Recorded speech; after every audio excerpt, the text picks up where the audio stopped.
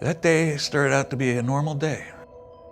She was gonna go out golfing with her lady friends when I get a call from her, what I thought was her, and then a different voice came on and says, "Your wife is down and the EMTs are here working on her." My clearest memory is the fact that I was signing for the green fees and then I blacked out. No warning sign, no dizziness. 911, what is your emergency? When I got the phone call that my mom had a brain bleed and she was intubated and going to Overlake, I first off didn't know Overlake did aneurysms, and I was expecting, to get a phone call that she was headed to my own hospital. It was terrifying. I ran to the doctors and said, "Is my mom on the pre-arrival list?" I had another staff member call to Overlake and find out her status and that she was getting surgery there. And I had one of my coworkers drive me down because I couldn't manage to drive myself. I was just in tears, knowing that majority of patients don't make it to the hospital with one aneurysm, and she had two. So Marielle is a great example. She had her aneurysm rupture on the east side. Traditionally, she had been shipped to downtown Seattle to have it taken care of. And you can imagine the amount of time lost in just traveling from Snoqualmie to downtown Seattle, where she could have been taken care of. And that time is precious. Every minute or second that goes by is an opportunity to have a stroke and more brain cells lost.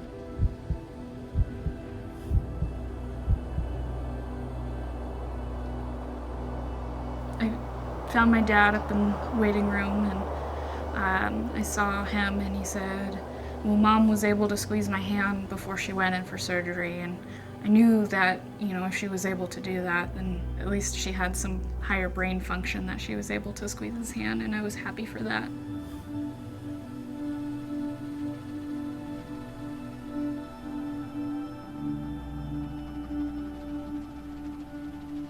It was terrifying, seeing my mom with a breathing tube. It made her look like a totally different person. She was sick. She was laying there.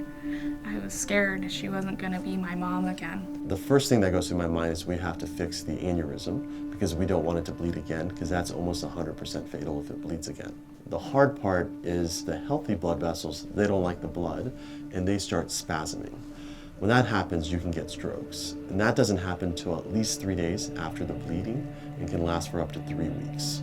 So there's a lot of uncertainty that's there at the beginning that we have to calm the family down, prepare them for the worst, but also prevent the worst from happening at the same time.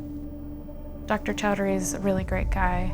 When I found out who was doing my mom's brain surgery, I talked to my nurse manager, and she actually said if it was my mom, I would want him to take care of her as well. So I felt comfortable, leaving my mom in his hands. Oh my gosh, I can't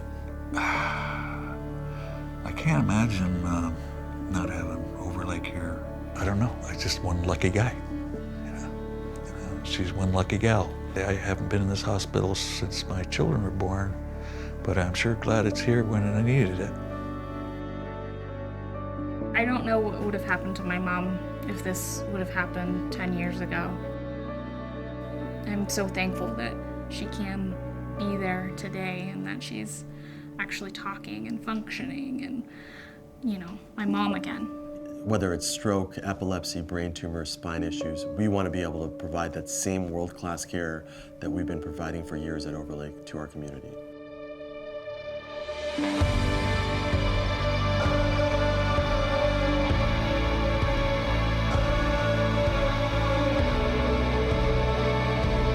I think it's always important to remember when you see your doctor that there's a whole team around them. That team is made of many, many parts, more parts than you will ever see. And we need the team. That's what we need to be successful and to provide the best care that we can. I wanted to thank everyone that took care of my mom, from the EMS crew to the emergency room, all the nurses and the doctors, to Dr. Chowdhury and all the tech support and all the nurses that took care of my mom on the floor. You guys mattered, and you saved my mom's life.